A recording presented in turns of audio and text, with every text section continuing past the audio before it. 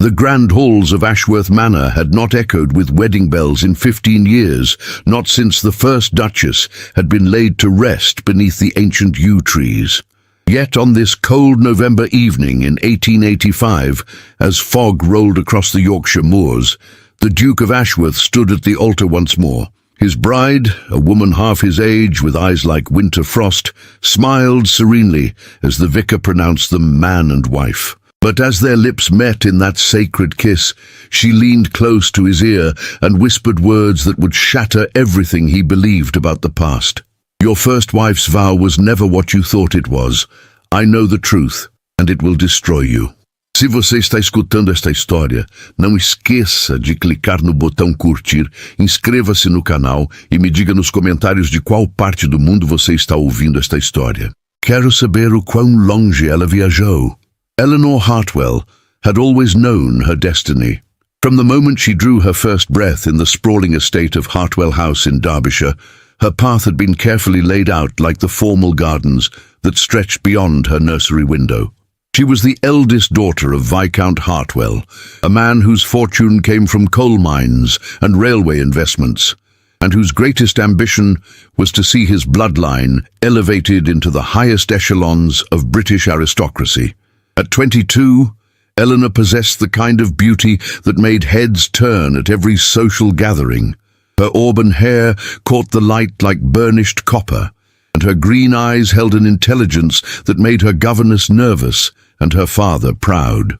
She had been educated beyond what was typical for young ladies of her station, reading philosophy and poetry in 3 languages, playing the pianoforte with genuine passion rather than mere accomplishment, and harboring secret dreams of perhaps writing novels or traveling to the continent to study art. But such dreams were the indulgences of girls without prospects. Eleanor had prospects aplenty, chief among them the Duke of Ashworth. The Duke was 47 years old, a widower of 15 years, and one of the wealthiest landowners in all of England.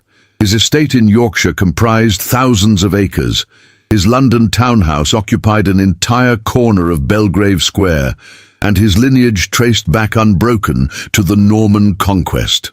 He was distinguished in appearance, with silver threading through his dark hair and a bearing that commanded respect in every room he entered.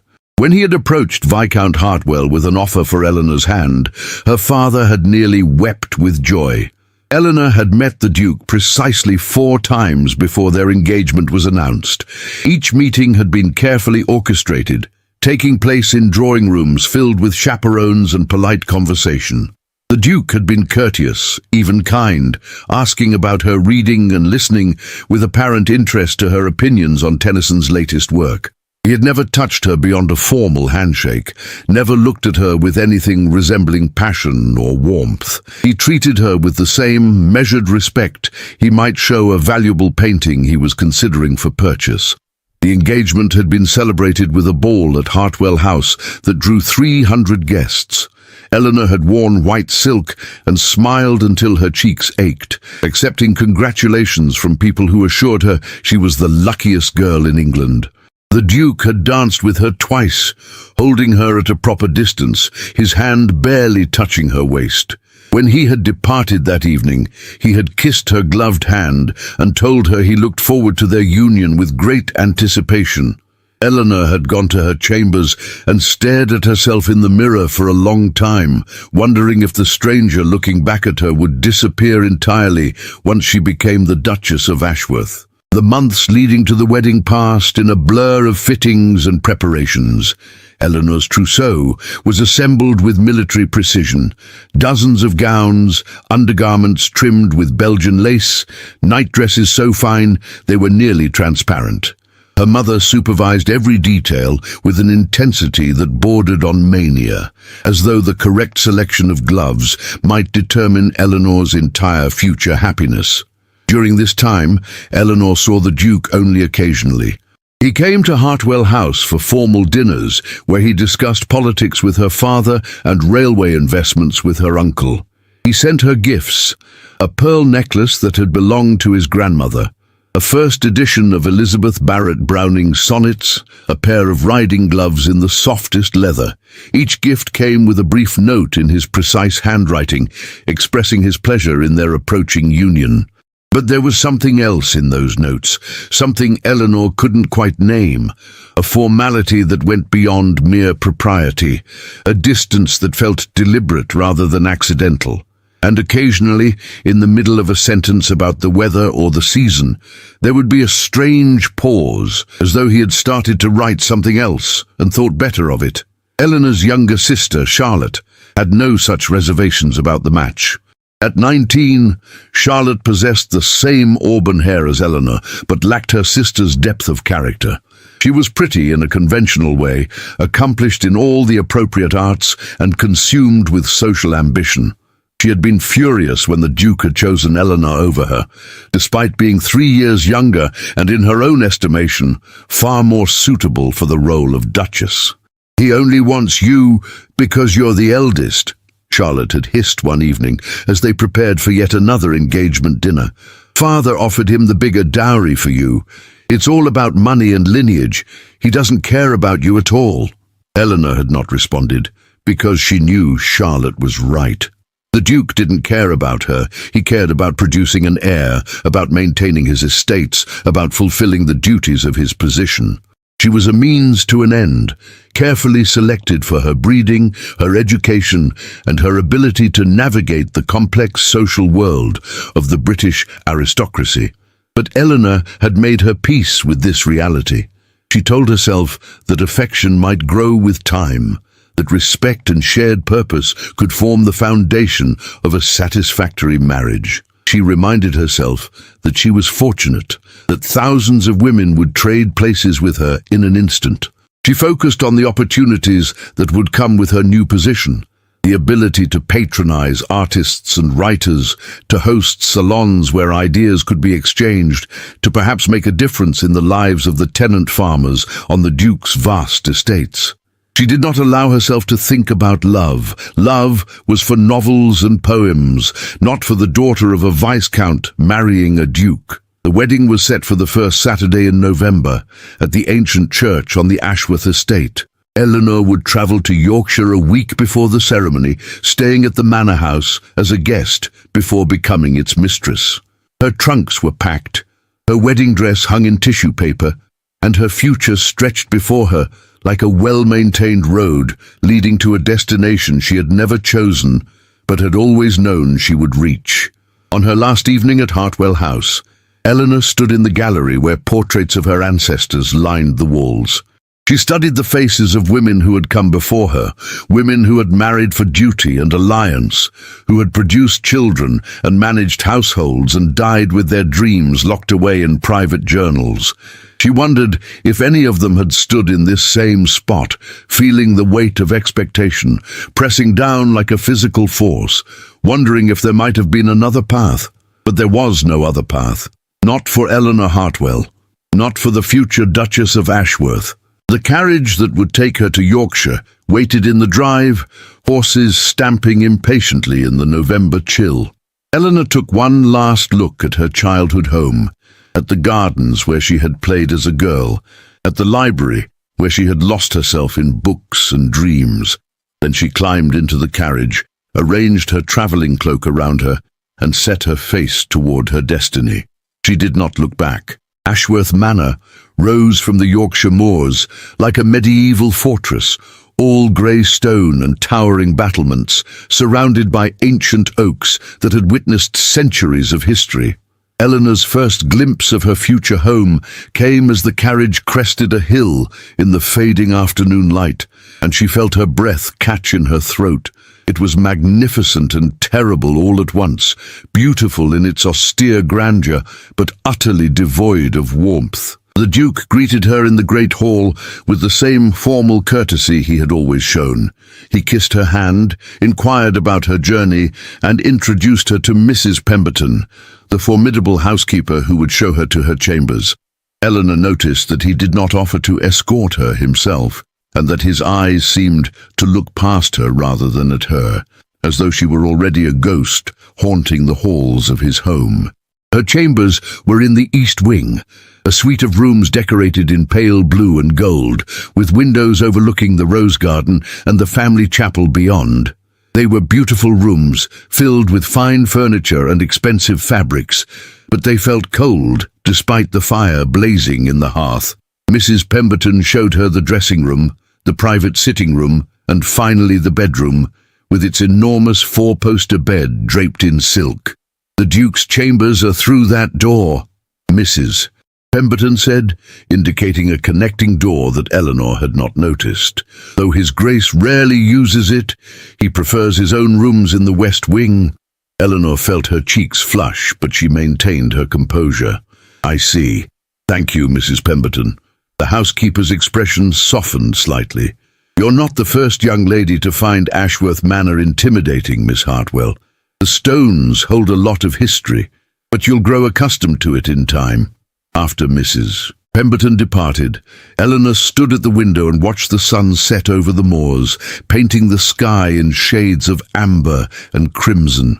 She thought about the connecting door, about the Duke's preference for his own chambers, about the careful distance he maintained even now, days before their wedding. She wondered about the first Duchess, the woman whose portrait hung in the gallery downstairs, a beautiful blonde with sad eyes who had died at 25, leaving the Duke a widower with no heir. The week before the wedding passed in a strange blur of activity and isolation. The manor filled with guests, Eleanor's family, the Duke's relatives, friends and connections from across England. There were dinners and musicales, hunting parties for the gentlemen and afternoon teas for the ladies. Eleanor moved through it all like an actress playing a role, smiling and gracious, the perfect bride-to-be. But she rarely saw the Duke. He was always occupied with his male guests, or closeted in his study with his steward, or riding across his estates on business she was not privy to. When they did encounter each other, he was unfailingly polite but distant, treating her with the same formal courtesy he showed to every other guest in his home. Charlotte, who had come with the family, watched it all with barely concealed satisfaction. She had attached herself to Lord Sterling Thorne, the Duke's nephew and heir presumptive, a handsome man of 30 with golden hair and an easy charm that made him popular in every drawing room. Sterling had inherited his uncle's estates in Cornwall and was considered one of the most eligible bachelors in England, despite rumours about his gambling debts and his reputation with women. "Sterling says his uncle has always been peculiar about marriage," Charlotte confided to Eleanor one afternoon as they dressed for dinner. "He was absolutely devoted to his first wife, you know. They say he was never the same after she died. Some people think he's only marrying you out of duty, to produce an heir. Sterling says he'll probably install you here, and then spend most of his time in London." Eleanor's hands stilled on the pearl buttons of her gown. "That's a rather indelicate thing to speculate about, Charlotte. I'm only trying to prepare you, sister. Sterling says the Duke has never looked at another woman the way he looked at Catherine. That was her name, you know, Catherine. They say she was the most beautiful woman in England, and that when she died, the Duke locked himself in the chapel for 3 days. He's never recovered from losing her." "Then perhaps," Eleanor said quietly, "he deserves compassion rather than gossip." But Charlotte's words haunted her. That evening at dinner, Eleanor found herself studying the Duke with new eyes. He sat at the head of the table, presiding over the gathering with effortless authority. But there was something hollow in his expression, something absent in his gaze. When he looked at her, it was as though he was seeing someone else, someone who existed only in his memory. The wedding day arrived with unseasonable warmth, the November sun breaking through the morning mist to bathe the estate in golden light. Eleanor's mother and sisters helped her dress in her wedding gown, a creation of ivory silk and Brussels lace that had taken 6 seamstresses 3 months to complete. The veil had belonged to the Duke's grandmother, a delicate web of antique lace that fell to Eleanor's waist. As her mother fastened the pearl necklace the Duke had given her, Eleanor caught sight of herself in the mirror. She looked like a stranger, a beautiful doll dressed for display. Her face was pale beneath the veil, her eyes too large, her expression that of someone walking to an execution rather than a wedding. "You look perfect," her mother said, tears streaming down her face. "My darling girl, you'll be a duchess. Everything we've worked for, everything we've hoped for. You'll make us all so proud." The church was filled to capacity, every pew occupied by the cream of British society. Eleanor processed down the aisle on her father's arm, her eyes fixed on the Duke waiting at the altar. He wore formal mourning dress, his expression solemn, his hands clasped behind his back. As she drew closer, she searched his face for some sign of emotion, some indication that this moment meant something to him beyond duty and obligation. She found nothing. The ceremony proceeded with ancient ritual and formal beauty. Eleanor spoke her vows in a clear voice, promising to love, honor, and obey. The Duke's responses were equally measured, his tone betraying no particular feeling. When the vicar pronounced them man and wife, the Duke lifted her veil with careful precision and kissed her briefly on the lips. A kiss so chaste and perfunctory, it might have been a handshake. The wedding breakfast was held in the Great Hall, transformed for the occasion with thousands of white roses and trailing ivy. Eleanor sat beside her new husband at the head table, accepting congratulations and toasts, cutting the elaborate wedding cake, performing all the expected rituals. The Duke was attentive in a distant way, ensuring her glass was filled, asking if she needed anything, but never once touching her beyond what was absolutely necessary. It was during the dancing that everything changed. The Duke had led Eleanor in the first waltz, holding her at a respectful distance, guiding her through the steps with practiced ease. When the dance ended, he escorted her back to her seat and excused himself to speak with some guests. Eleanor watched him go, feeling the weight of her new title settling on her shoulders like a physical burden. Sterling Thorne approached, bowing low over her hand. "May I have the honor of the next dance, Your Grace? I promise to be a more enthusiastic partner than my uncle." Eleanor hesitated, but refusing would have been rude. She allowed Sterling to lead her onto the floor as the orchestra struck up another waltz. He held her closer than the Duke had, his hand warm against her waist, his smile charming and easy. "You look absolutely radiant," Sterling said as they turned across the floor. "My uncle is a fortunate man, though I'm not certain he appreciates his good fortune." "That's an inappropriate thing to say, Lord Thorne." "Perhaps, but it's true nonetheless. You deserve better than a man who's still in love with a ghost." Before Eleanor could respond, she saw Charlotte watching them from the edge of the dance floor, her expression calculating. Something in her sister's face sent a chill down Eleanor's spine, a premonition of disaster she couldn't quite name. The music ended, and Sterling escorted Eleanor back toward her seat, but as they approached, the Duke stepped forward, his face transformed by an expression Eleanor had never seen before.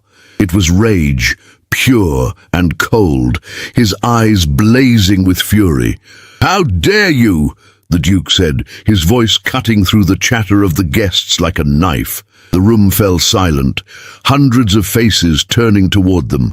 "How dare you dishonor her memory in this house on this day?" Eleanor froze, confusion washing over her. "Your Grace, I don't understand. Don't play innocent with me," the Duke continued, his voice rising.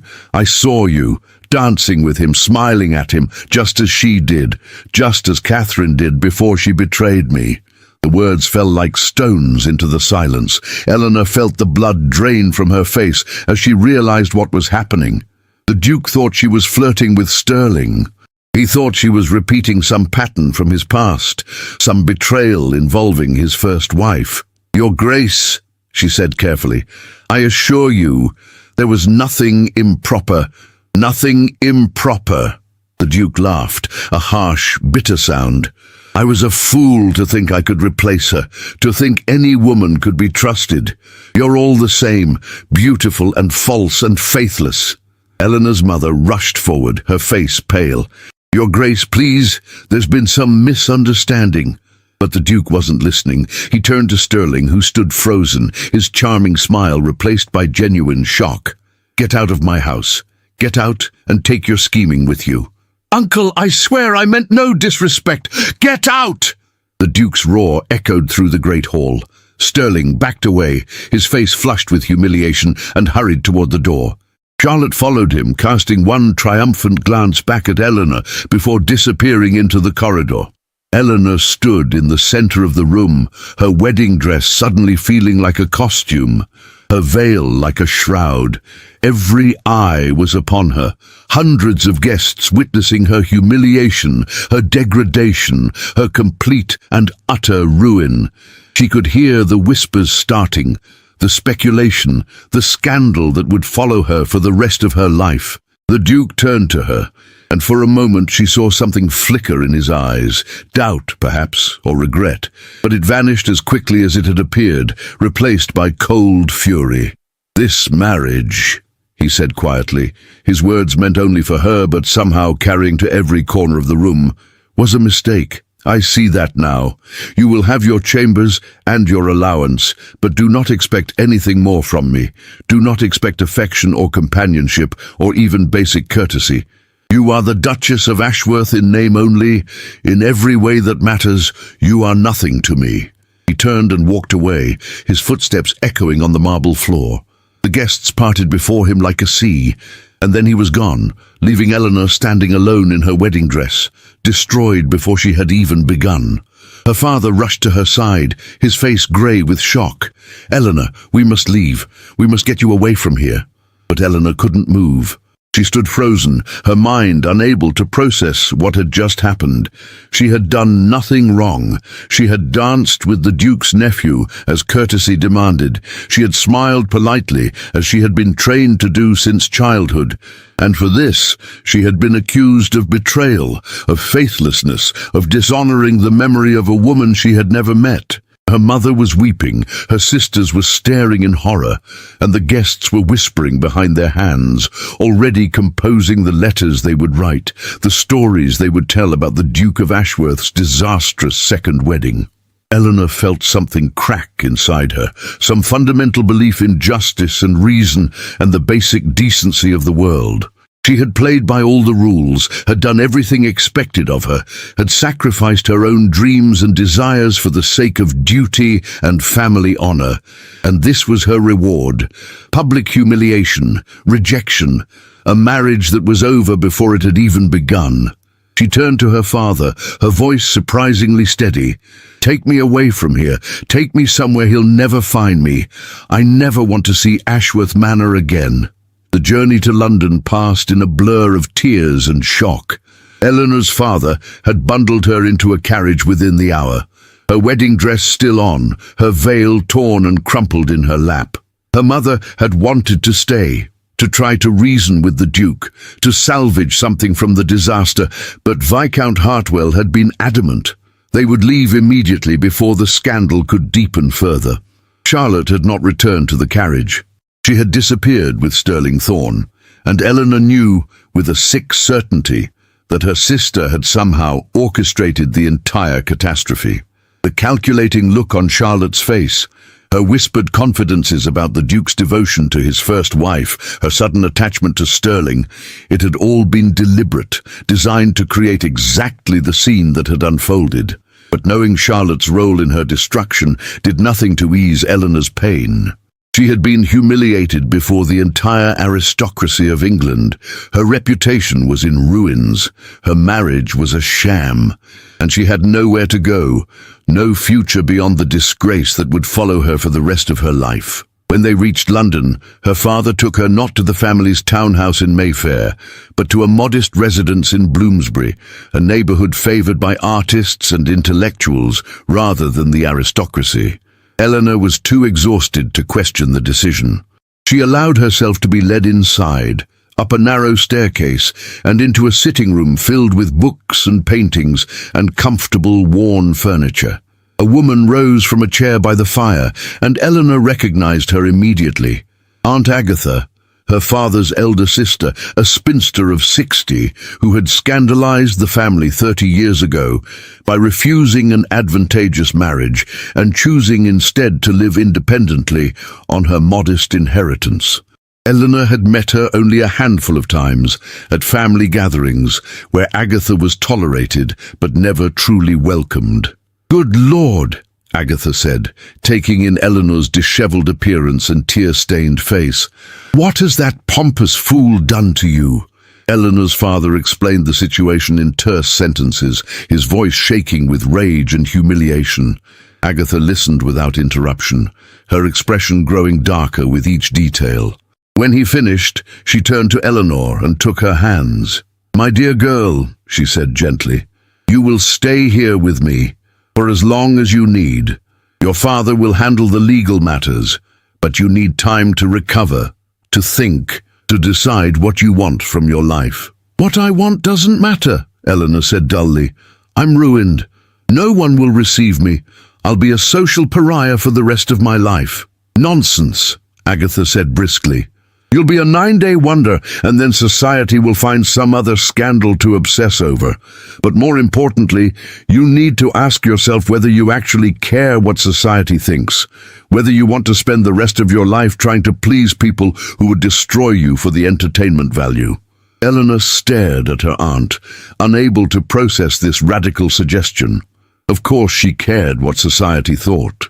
She had been raised to care, trained from childhood to navigate the complex rules of social acceptability. The idea of simply not caring was as foreign to her as the idea of flying to the moon. But as the days passed, as she remained sequestered in Agatha's comfortable home, something began to shift inside her. The initial shock and grief gave way to anger, a hot, burning rage at the injustice of what had been done to her. She had committed no sin, no transgression, yet she had been punished as though she were guilty of the worst betrayal. And the Duke, who had destroyed her with his unfounded accusations and his inability to see past his own grief, would face no consequences at all. Agatha proved to be an unexpected source of wisdom and comfort. She had lived outside conventional society for decades, supporting herself through writing essays and reviews for progressive journals, hosting salons where artists and intellectuals gathered to discuss ideas that would have shocked Eleanor's parents. She introduced Eleanor to a world that existed parallel to the aristocratic society Eleanor had always known, a world where women could think and speak and create without constantly worrying about propriety and reputation. "You have a choice," Agatha told Eleanor one evening, as they sat by the fire drinking tea and reading. "You can retreat to the country, live quietly on whatever allowance the Duke provides, and spend the rest of your life as a tragic figure. Or you can decide that his opinion of you doesn't define who you are, that you have value and worth beyond your ability to be a perfect duchess." "But what would I do?" Eleanor asked. "I have no skills, no training beyond what's necessary to run a household and be decorative at social events. You speak 3 languages fluently. You've read more philosophy and literature than most men with university educations. You play the pianoforte beautifully, and you have opinions about art and politics that you've spent your entire life suppressing because they weren't considered appropriate for a young lady. Those are skills, Eleanor, valuable ones, in the right context." Over the following weeks, Agatha began introducing Eleanor to her circle of friends. There was Mrs. Blackwood, a widow who ran a publishing house specializing in works by female authors. Dr. Elias Reed, a physician who had studied in Edinburgh and was known for his progressive views on women's health and education. Miss Sarah Thornton, a painter whose work was beginning to attract serious attention from critics. And dozens of others, writers and artists and reformers, who gathered in Agatha's sitting room to debate everything from Irish home rule to the latest scientific discoveries. Eleanor found herself drawn into these conversations despite her initial reluctance. She had opinions, she discovered, strong ones, that she had never been allowed to express in her parents' drawing room or at society dinners. She had read Darwin and Mill, had thought deeply about questions of justice and equality, had always wondered why women were denied the education and opportunities available to men of similar intelligence. It was at one of these gatherings in late December that she first truly noticed Dr. Reed. He was a tall man in his mid-30s, with dark hair that was always slightly disheveled, and grey eyes that held both intelligence and kindness. He had grown up in the north of England, the son of a factory owner who had made his fortune in textiles, and had used his inheritance to fund his medical education and establish a clinic in the East End, where he treated patients regardless of their ability to pay. He had been at several of Agatha's gatherings before Eleanor truly saw him. But on this particular evening, he had engaged her in a discussion about women's education, listening to her arguments with genuine interest and challenging her ideas not to diminish them, but to sharpen them. When she had made a particularly strong point about the waste of female intellectual potential, he had smiled at her with such warmth and respect that she had felt something stir inside her, something she had thought the Duke had killed forever. "You should write that down, Doctor," Reed had said. "Seriously, Mrs. Blackwood is always looking for intelligent essays on social reform. You have a clear mind and a gift for articulation. You could contribute something valuable to the conversation." Eleanor had laughed, dismissing the suggestion. But later that night, alone in her room, she had found herself thinking about it, about the possibility of using her mind for something beyond social pleasantries and household management, about the idea that she might have something worth saying, something worth sharing with the world. She began attending Agatha's gatherings more regularly, no longer as a wounded refugee, but as an active participant. She read voraciously, devouring books on political economy and social reform, on science and philosophy and art.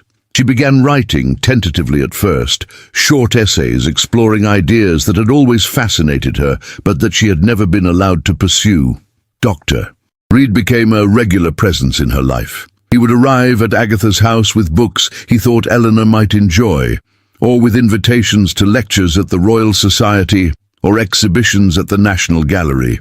He treated her with a respect and intellectual equality that was entirely new to her, never condescending, never dismissive, always genuinely interested in her thoughts and opinions. Eleanor found herself looking forward to his visits with an anticipation that both thrilled and frightened her. She was still legally married to the Duke, still bound by vows that had been spoken in a church before God and witnesses. But the Duke had made it clear that their marriage existed in name only, that he wanted nothing from her beyond her absence from his life. One evening in January, as snow fell softly outside Agatha's windows, Dr. Reed arrived with news. He had been invited to present a paper on public health reform at a conference in Edinburgh, and several prominent reformers and intellectuals would be attending. Would Eleanor and Agatha like to accompany him? The journey would take several days, and Edinburgh was beautiful in winter, and there would be opportunities to meet people doing important work in education and social reform. Eleanor's first instinct was to refuse. She was still the Duchess of Ashworth, still bound by the conventions that governed aristocratic behaviour. Travelling to Scotland with a man who was not her husband, even with Agatha as chaperone, would be seen as scandalous. But then she thought about the Duke, about his cold fury and his unfounded accusations, about the way he had destroyed her reputation without a moment's hesitation. She thought about the life she had been trained for, the golden cage that had turned out to be a prison. And she thought about the person she was becoming in Agatha's house, the woman who read and wrote and thought and spoke her mind without constant fear of judgment. "Yes," she heard herself say, "I would very much like to go to Edinburgh." Dr. Reed's face lit up with genuine pleasure, and Eleanor felt something warm unfold in her chest. It wasn't love, not yet, but it was possibility, the first tentative stirring of hope that her life might contain something beyond duty and disappointment. Agatha smiled knowingly from her chair by the fire, saying nothing but clearly approving, and Eleanor, for the first time since her disastrous wedding day, felt a spark of excitement about her future. She didn't know what would happen in Edinburgh. She didn't know how her story would end, but she knew with absolute certainty that she was done living her life according to other people's expectations. She was done being the perfect daughter, the dutiful wife, the decorative duchess. She was going to discover who Eleanor Hartwell truly was, beneath all the layers of training and expectation. And if society didn't approve, if the Duke raged and her family despaired, well, that was their problem, not hers. For the first time in her life, Eleanor was going to choose her own path, and the realization was both terrifying and exhilarating in equal measure. Edinburgh in February was a city of grey stone and bitter wind, of ancient castles and modern ambition, of tradition and progress, existing side by side. Eleanor stood at the window of their lodgings on Princes Street, watching the snow swirl around the monument to Sir Walter Scott, and felt more alive than she had in months. The Conference on Public Health Reform had drawn reformers and intellectuals from across Britain and the continent. Eleanor attended every session, taking notes and asking questions that sometimes startled the speakers with their insight. Dr. Reid presented his paper on the correlation between poor sanitation and disease in working-class neighborhoods, and Eleanor found herself moved by his passion for improving the lives of people that most of society preferred to ignore. But it was in the evenings, at the dinners and receptions that followed the formal sessions, that Eleanor truly came into her own. Freed from the rigid social conventions of London aristocratic society, she engaged in conversations about ideas rather than gossip, about reform rather than fashion. She met women who ran schools and hospitals, men who were working to extend voting rights and improve working conditions, intellectuals who believed that society could be changed through education and enlightened policy. And she met Lady Margaret Sinclair, a Scottish widow of independent means who had devoted her fortune to establishing schools for working-class girls. Lady Margaret was in her 50s, with iron-grey hair and fierce blue eyes, and she took an immediate interest in Eleanor. "I've heard about you," Lady Margaret said bluntly when they were introduced. The Duchess of Ashworth, who was humiliated at her own wedding and then disappeared from society. The gossips have been having a field day. Eleanor felt her cheeks flush, but she met Lady Margaret's gaze steadily. "I imagine they have.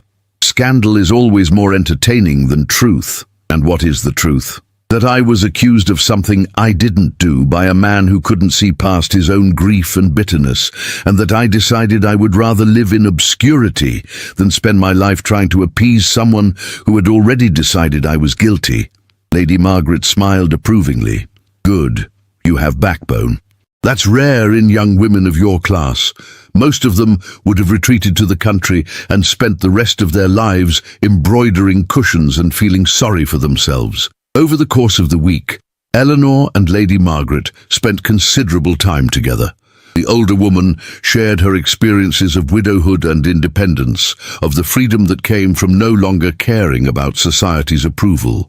She spoke about the schools she had founded, about the girls who had gone on to become teachers and nurses and bookkeepers, about the satisfaction of using one's resources to create real change in the world. "You have advantages," Lady Margaret told Eleanor one afternoon as they walked through the snow-covered gardens of Holyrood Palace. "You have education, intelligence, and a title that gives you access to people and resources. You could use those advantages to do something meaningful with your life, or you could waste them feeling bitter about what might have been." "I'm still married," Eleanor said quietly. "The Duke could demand that I return to Ashworth Manor. He could make my life very difficult if he chose to. Could he? You're the Duchess of Ashworth. You have legal rights, property rights, social standing. He humiliated you publicly, which gives you considerable moral authority. If you chose to fight him, you might be surprised by how much support you would receive." The idea had never occurred to Eleanor. She had assumed that her only options were quiet retreat or complete social exile. But Lady Margaret was suggesting something else entirely, that Eleanor could claim her position, use her title and resources to create a life of purpose and meaning, regardless of what the Duke wanted or approved. The thought was both thrilling and terrifying. It was on the final evening of the conference that Eleanor's carefully constructed new life collided with her past. The closing reception was held in the assembly rooms, a grand space filled with hundreds of guests. Eleanor wore a gown of deep emerald silk that brought out the green in her eyes, and she had allowed Agatha to arrange her hair in a more sophisticated style than she had worn in months. She realized when she caught sight of herself in a mirror, like a duchess again, but a different kind of duchess than the frightened girl who had stood in Ashworth Manor's great hall. She was standing with Dr. Reed and Lady Margaret, discussing plans for a possible school in London, when she heard a familiar voice behind her. "Well, well, the runaway bride. I must say, Eleanor, you're looking remarkably well for someone who's supposed to be in disgrace." Eleanor turned slowly, her heart sinking. Charlotte stood there in a gown of pale pink silk, her arm linked through sterling thorns. They made a handsome couple, golden and smiling, and Eleanor felt a flash of the old pain and betrayal. "Charlotte," she said evenly, "Lord Thorne, I'm surprised to see you here. I didn't realize you had an interest in public health reform." "We don't," Sterling said with his easy charm. "We're in Edinburgh for the season, but when we heard about the conference, we thought we'd attend the reception. One does like to keep up with current events, and to see what scandal might be brewing," Charlotte added with a smile that didn't reach her eyes. "Imagine our surprise when we heard that the Duchess of Ashworth was here, travelling with a gentleman who is not her husband. The gossips will have such fun with that." Dr. Reed stepped forward, his expression polite but cool. "The Duchess is travelling with her aunt as chaperone, as is entirely proper. And I'm Dr. Elias Reed. I don't believe we've been introduced." "Oh, we know who you are," Charlotte said. "The radical physician from the East End. How very progressive of you, Eleanor, to associate with reformers and intellectuals. I'm sure the Duke will be fascinated to hear about your new interests." "The Duke," Eleanor said quietly, "has forfeited any right to have opinions about my interests or associations. He made that clear on our wedding day." "Did he?" Sterling's smile was knowing. "Or did he simply react as any man would, seeing his bride flirting with another man at their wedding reception? You can't blame him for being sensitive, given what happened with Catherine." "What did happen with Catherine?" Eleanor asked, her voice sharper than she intended. "Because I was never told. I was simply accused of repeating some pattern I knew nothing about." Sterling and Charlotte exchanged glances, and Eleanor saw something flicker between them. Guilt, perhaps, or calculation.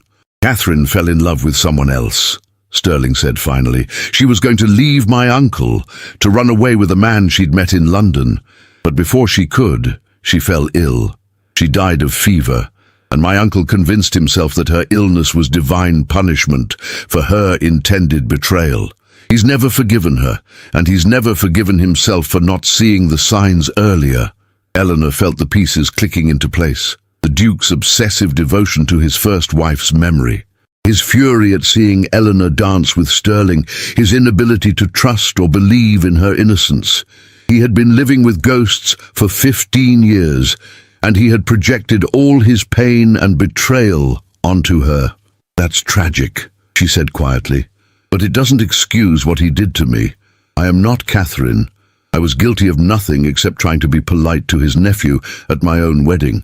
"Perhaps," Charlotte said sweetly. But you must admit, Eleanor, that your current behavior is rather suspicious. Traveling with a handsome doctor, attending intellectual gatherings, acting as though you're not a married woman. It does rather suggest that the Duke's instincts about you were correct." Eleanor felt rage building inside her, hot and fierce. But before she could respond, Lady Margaret stepped forward, her voice cutting through the tension like a blade.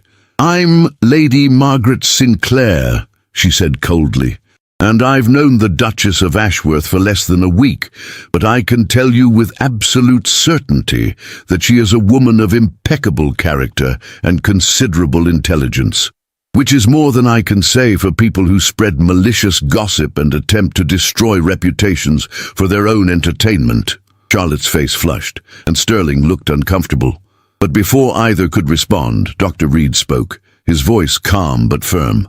The Duchess has been a guest of her aunt, attending educational and cultural events entirely appropriate for a woman of her station. If you choose to interpret that as scandalous, that says more about your own character than hers.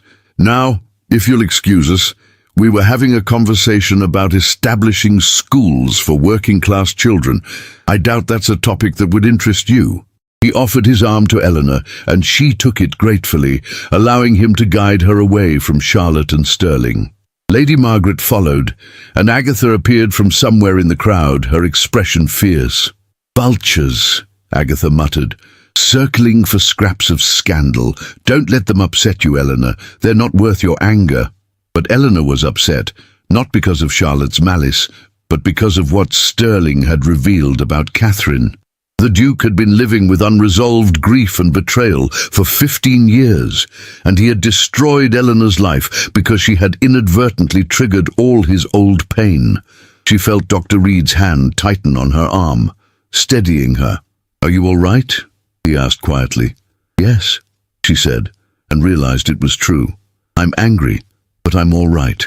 Better than all right, actually, because I've just realized something important." "What's that?" "That I don't need the Duke's approval or forgiveness. That I don't need society's acceptance. That I have value and worth regardless of what anyone else thinks of me, and that I'm going to use my position and resources to do something meaningful with my life, whether anyone approves or not." Dr. Reed smiled, and Eleanor saw admiration in his eyes. "I think that's an excellent decision, Your Grace." "Eleanor," she said, "please call me Eleanor. I'm tired of titles and formality. I want to be a person, not a duchess." "Eleanor, then," he said softly, and the way he said her name made something warm unfold in her chest. Lady Margaret was watching them with knowing eyes. "I think," she said, "that you should come to Scotland for an extended visit. Help me with the schools. Meet the people doing real work to improve lives. Get away from London and all its poisonous gossip. What do you say?" Eleanor looked at Dr. Reed, at Agatha, at Lady Margaret.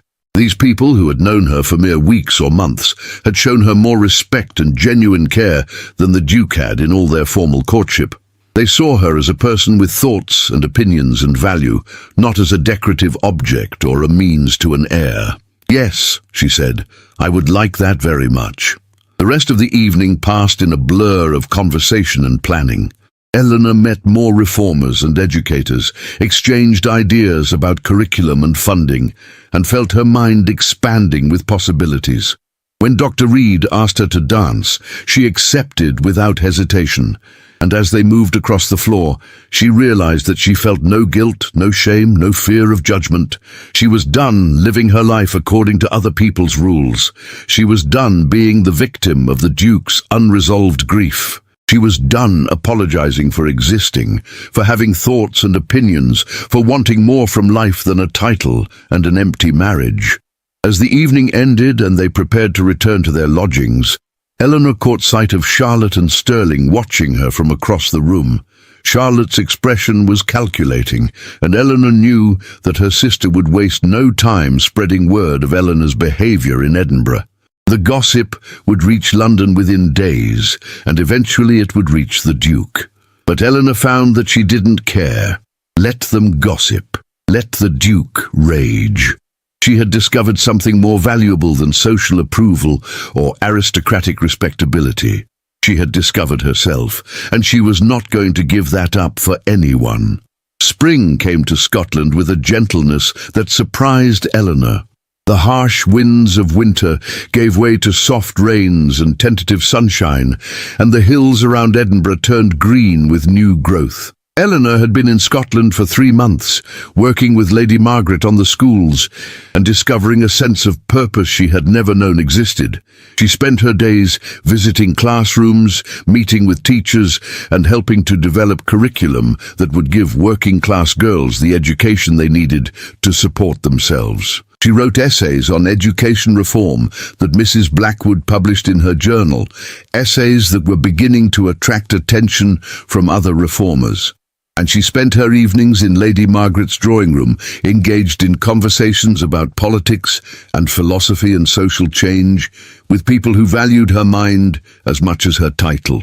Dr. Reed had returned to London after the conference, but he wrote to her regularly, long letters filled with news of his clinic and his work, and with questions about her ideas on education and reform. His letters were intelligent and thoughtful, treating her as an intellectual equal, and Eleanor found herself looking forward to them with an anticipation that went beyond mere friendship. Agatha, who had remained in Scotland with Eleanor, watched her niece's transformation with satisfaction. "You're blooming," she told Eleanor one morning as they walked through Lady Margaret's garden. "You're becoming the woman you were always meant to be before society tried to force you into a mold that didn't fit." "I feel like I'm waking up from a long sleep," Eleanor admitted. "Like I've been living someone else's life, and I'm only now discovering my own." It was in late April that the letter arrived from the Duke's solicitors. Eleanor's hands shook as she broke the seal, expecting demands that she return to Ashworth Manor, or threats of legal action, or some new accusation. Instead, the letter was brief and businesslike. The Duke was prepared to offer her a formal separation. She would retain her title and receive a generous annual allowance. She would have the use of a house in London and could live independently, provided she conducted herself with discretion and did nothing to further damage the Ashworth name. In return, she would agree not to contest the separation or make any public statements about the circumstances of their marriage. Eleanor read the letter 3 times, trying to understand what had prompted this sudden change. The Duke had seemed determined to keep her bound to him through their marriage vows, even if he wanted nothing to do with her. Why was he now offering her freedom? The answer came in a second letter, this one from her father.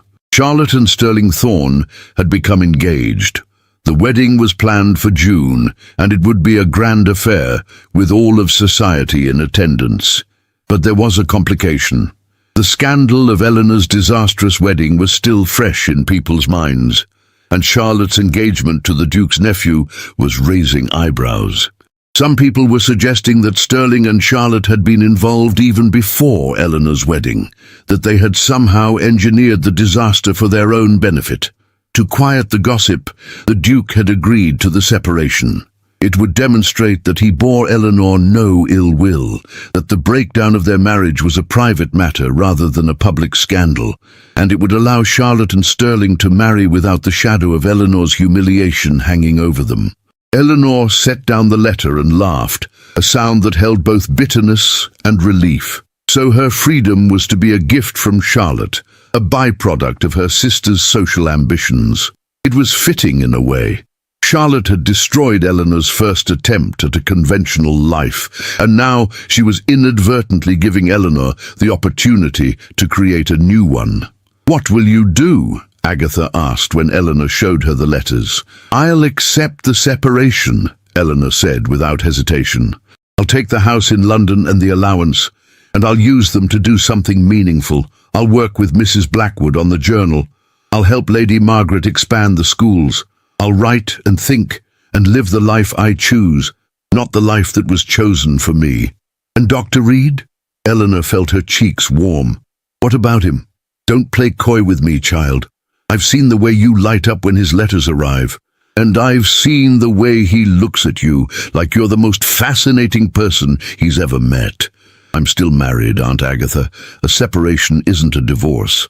I can't remarry, even if I wanted to." "No, but you can have a life. You can have companionship and intellectual partnership, and even love if you're brave enough to claim it. The rules that govern aristocratic marriages don't have to govern your happiness." Eleanor thought about this as she composed her response to the Duke's solicitors. She thought about the life she had been raised for, the golden cage of aristocratic respectability, and the life she was building now, unconventional and uncertain but entirely her own. She accepted the separation terms without negotiation. She didn't want to fight the Duke, didn't want to prolong their connection any longer than necessary. She simply wanted to be free. The legal documents were signed in May in a solicitor's office in Edinburgh, with Agatha as her witness. Eleanor felt no sadness as she signed her name, only a profound sense of relief. She was no longer bound to a man who had never wanted her, no longer trapped in a marriage that had been doomed from the start. She was Eleanor Hartwell again, or perhaps she was someone new entirely, the Duchess of Ashworth in name, but a woman of independent means and independent mind in reality. Before returning to London, Eleanor travelled to Ashworth Manor one final time. She needed to collect her belongings, the trousseau that had been so carefully assembled for a marriage that had lasted less than a day. But more than that, she needed to see the Duke one last time, to face him not as a victim, but as an equal.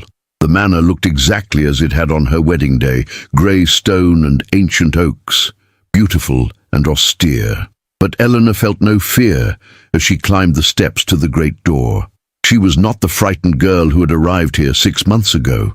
She was a woman who had survived humiliation and emerged stronger, who had discovered her own worth and her own voice. Mrs. Pemberton greeted her with obvious relief. "Your Grace, I'm so glad you've come. His Grace has been difficult since you left. He's shut himself up in his study, barely eating, refusing to see anyone. I think he regrets what happened, though he'd never admit it." Eleanor felt a pang of sympathy, but she pushed it aside. The Duke's regrets were not her responsibility. "I've only come to collect my things, Mrs. Pemberton. I won't be staying. Will you see him just for a moment? I think it would help him to know that you're well." Eleanor hesitated, then nodded. "Very well, but only briefly." The Duke's study was a dark wood-panelled room filled with books and papers. He sat at his desk, looking older than Eleanor remembered, his face drawn and grey. When she entered, he stood abruptly, his expression a mixture of shock and something that might have been hope. "Eleanor," he said, and her name on his lips sounded strange, intimate in a way it had never been before. "Your Grace," she replied formally. "I've come to collect my belongings. I wanted to thank you for agreeing to the separation. It was generous of you." "Generous," he repeated bitterly. "I destroyed your life, and you call me generous for giving you back a fraction of what I took from you." "You didn't destroy my life," Eleanor said quietly. "You destroyed the life I thought I was supposed to have. But in doing so, you freed me to discover the life I actually want. So in a strange way, I should thank you." The Duke stared at her, and Eleanor saw confusion in his eyes. "You're different," he said. "You're not the frightened girl I married." "No, I'm not. That girl is gone. I'm someone else now. Someone stronger, I think. Someone who knows her own worth." "I was wrong about you," the Duke said abruptly. "That day, at the wedding, I saw you dancing with Sterling, and I saw Catherine. I saw betrayal and faithlessness, and I lashed out at you for sins you never committed. I've regretted it every day since." Eleanor felt the words she had longed to hear 6 months ago, but they brought no satisfaction now. "Your regret doesn't change what happened. It doesn't erase the humiliation or the pain, but I forgive you, because holding on to anger would only poison my own happiness." "What will you do now?" the Duke asked. "I'm going to live," Eleanor said simply. "I'm going to use my mind and my resources to do work that matters. I'm going to write and think and help create schools for girls who deserve education. I'm going to have a life of purpose and meaning, even if it's not the life I was raised to expect." "And love, will you have that too?" Eleanor thought of Dr. Reed, of his letters and his respect and the way he made her feel seen and valued. "Perhaps," she said, "if I'm brave enough to claim it." The Duke nodded slowly. "Then I hope you find happiness, Eleanor. You deserve it far more than I ever did." Eleanor left Ashworth Manor that afternoon with her trunks packed and her future stretching before her like an open road. She didn't look back as the carriage pulled away, didn't feel any regret for the life she was leaving behind. She was going to London, to the house the Duke had provided, to the work that waited for her. And she was going to see Dr. Reed, to discover if the connection she felt in his letters translated to something real and lasting in person. She didn't know what the future held, but for the first time in her life, She was choosing it for herself, and that made all the difference. London in autumn was a city transformed. Eleanor stood at the window of her study in the house in Bloomsbury, watching the leaves turn gold and crimson in the square below, and marvelled at how much her life had changed in the year since her disastrous wedding. The house the Duke had provided was modest by aristocratic standards, but it was perfect for Eleanor's purposes. The ground floor had been converted into offices for the journal Mrs. Blackwood published, and the upper floors served as Eleanor's private residence.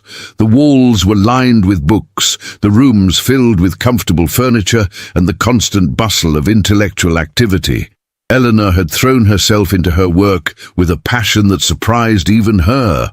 She wrote essays on education reform and women's rights that were published not just in Mrs. Blackwood's journal, but in mainstream newspapers and magazines. She helped Lady Margaret establish 3 new schools in London, serving hundreds of working-class girls. She hosted salons where reformers and intellectuals gathered to discuss ideas and plan campaigns for social change. And she had Dr. Reed.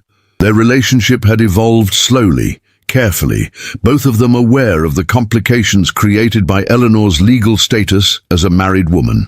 But they had become partners in every way that mattered, working together on public health initiatives, collaborating on essays about the connections between education and health outcomes, spending their evenings in conversation that ranged from politics to poetry to their own hopes and dreams.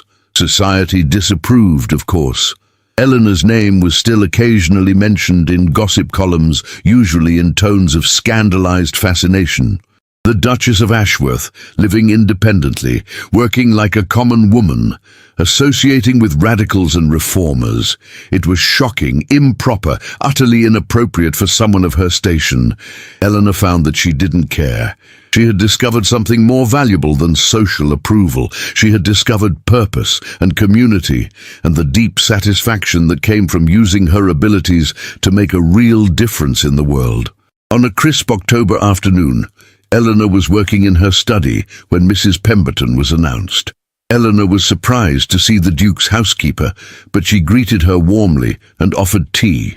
"I hope you don't mind my calling, Your Grace," Mrs. Pemberton said, "but I thought you should know. The Duke passed away last week. His heart," the doctors said. "It was very sudden." Eleanor felt a complex mixture of emotions.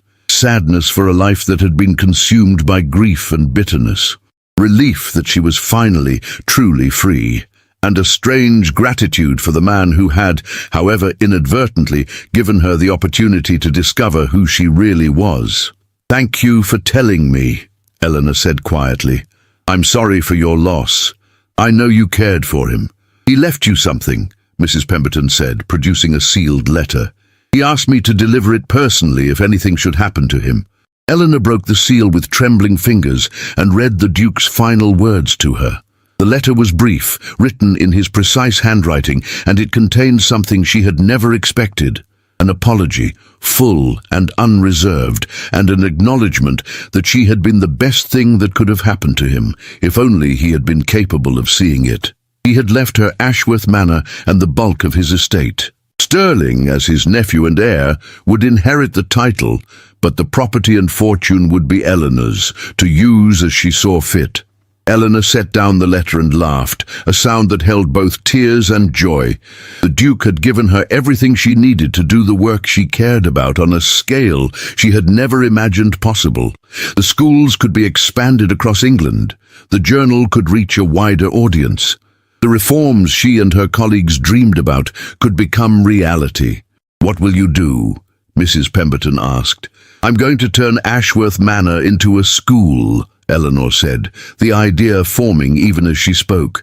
A school for girls from all backgrounds, where they can receive the kind of education that will allow them to support themselves and contribute to society.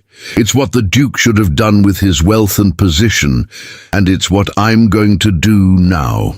That evening, Eleanor shared the news with Dr. Reed over dinner in her study. They had fallen into the habit of dining together several times a week, sharing their days and their plans, and Eleanor had come to treasure these quiet hours more than any grand social event she had ever attended. "You're going to change the world," Dr. Reed said, his eyes warm with admiration. "You already have in so many ways, but this will be your legacy, Eleanor. Generations of girls will have opportunities they never would have had because of you." "Because of us," Eleanor corrected. "I couldn't have done any of this without you, without Agatha, without Lady Margaret and Mrs. Blackwood, and all the others who believed in me when I didn't believe in myself." Dr. Reed reached across the table and took her hand, a gesture that had become natural between them despite the impropriety. "I love you, Eleanor. I know I have no right to say it, that you're still legally bound to a man who's now gone, that society would be scandalized. But I love you, and I want to spend my life working beside you, building something meaningful together." Eleanor felt tears prick her eyes, but they were tears of joy rather than sorrow. "I love you too, Elias, and I don't care what society thinks. I've spent too much of my life worrying about propriety and reputation. I'm going to spend the rest of it doing work that matters and being with people who see me for who I really am." They sat in comfortable silence, hands linked across the table, as the fire crackled in the hearth and the sounds of London drifted through the window. Eleanor thought about the frightened girl who had stood in Ashworth Manor's great hall, humiliated and broken, certain that her life was over. That girl had been wrong. Her life hadn't ended that day. It had begun. 6 months later, Eleanor stood in the great hall of Ashworth Manor, now transformed into the entrance hall of the Ashworth School for Girls. The first class of students, 30 girls aged 12 to 16 from across England, stood before her in their new uniforms, their faces bright with excitement and possibility. Eleanor looked at them and saw herself as she might have been, if someone had given her the opportunity to pursue education and purpose, rather than simply training her to be decorative and obedient. She saw the future, bright and full of potential, waiting to be shaped by these young women who would go out into the world with skills and knowledge and confidence. Dr. Reed stood beside her, and Agatha and Lady Margaret and Mrs. Blackwood filled the front row of seats. Charlotte and Sterling were notably absent, their marriage having proved as shallow and unsatisfying as Eleanor had predicted. The gossip columns reported that they spent most of their time apart, Sterling in London pursuing his pleasures, Charlotte in the country nursing her disappointments. Eleanor felt no satisfaction in their unhappiness, only a profound gratitude that she had escaped a similar fate. As she welcomed the students and outlined the vision for the school, Eleanor thought about the vow the Duke had been haunted by, the promise his first wife had made and broken. Catherine had vowed to love and honor him, and then she had fallen in love with someone else, and the Duke had never recovered from that betrayal. But Eleanor had made her own vow on the day she signed the separation papers and claimed her freedom. She had vowed to live authentically, to use her gifts and resources to make a difference, to never again allow anyone else to define her worth or determine her path. It was a vow she intended to keep for the rest of her life. That evening, as the students settled into their dormitories and the staff finalized preparations for the first day of classes, Eleanor and Dr. Reed walked through the grounds of Ashworth Manor. The ancient oaks whispered in the breeze, and the last light of day painted the stone walls gold. "Are you happy?" Dr. Reed asked. Eleanor thought about the question, about the journey that had brought her from that disastrous wedding day to this moment of triumph and purpose. She thought about the pain and humiliation she had endured, and the strength and wisdom she had gained. She thought about the life she had built, unconventional and sometimes difficult, but entirely her own. "Yes," she said simply, "I'm happy. Not because everything is perfect, but because I'm living the life I chose, doing work that matters, surrounded by people who value me for who I am rather than what I represent. I'm happy because I'm free." Dr. Reed smiled and took her hand. "Then I'm happy too." They stood together in the gathering dusk, Two people who had found each other against all odds, who had built something meaningful from the ruins of Eleanor's first attempt at a conventional life. They had no idea what the future would bring, what challenges they would face, or what triumphs they would achieve. But they knew, with absolute certainty, that they would face it together. And that made all the difference. Eleanor looked up at Ashworth Manor, no longer a prison of grief and bitterness, but a beacon of hope and possibility. The Duke's ghost had been laid to rest at last, replaced by the laughter of girls who would grow up to change the world. And Eleanor, the girl who had been humiliated on her wedding day, who had been told she was nothing, who had been cast aside and dismissed, had proven them all wrong. She had bloomed exactly where she was planted, and her garden was going to change everything. If you enjoyed this story, please like this video, subscribe to the channel, and let me know in the comments where in the world you're listening from. I want to know how far this tale has traveled.